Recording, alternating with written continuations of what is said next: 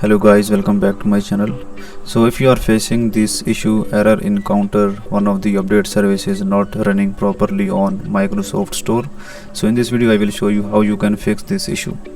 So simply close this Microsoft Store and go to the search of window search bar and search for services. As you can see the services, open it and now click on any of the option and press the keyboard button like W. Then search for or look for window update.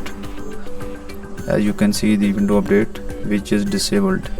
So double click on this option and enable it, or select manual option, apply, then click on start.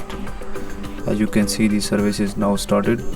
Click on OK, close it. Now open Microsoft Store again. So as you can see the Microsoft error is finally resolved and you can now download any of the apps from Microsoft Store. So this is the solution